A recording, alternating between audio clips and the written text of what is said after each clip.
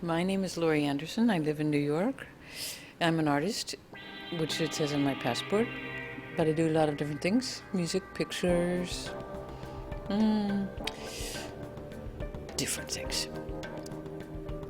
I find it hard to formulate my question, really, because but it is a question about distance, I think, and the relationship of the individual to the group. And I'm thinking of a writer who is a wonderful writer named Michael Trow, T-R-O-W. He wrote a book called Within the Context of No Context. He explains it like this: there are two grids. There are many grids that hold culture together. The individual grid, the grid of mass media.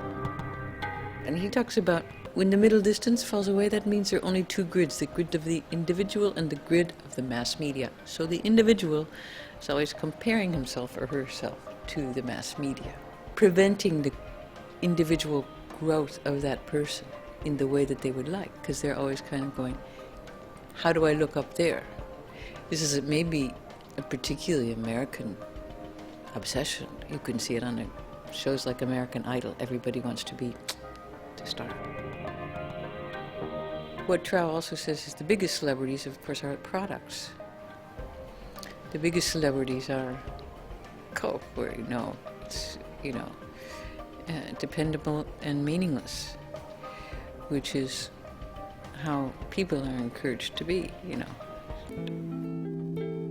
So this concept means enormous loneliness, because if you're just an army of one, you're part of what? You always have to compare yourself to this big grid. And this is, as Trow puts it, one of the biggest alienated forces in the world. I mean, because it's the force of media. It's the force of media telling you what the world is.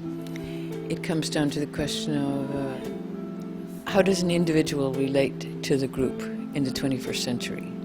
What is your group? And what is your relationship also to yourself? Because it's a long way from you to the group, but it's not a long way from you into yourself.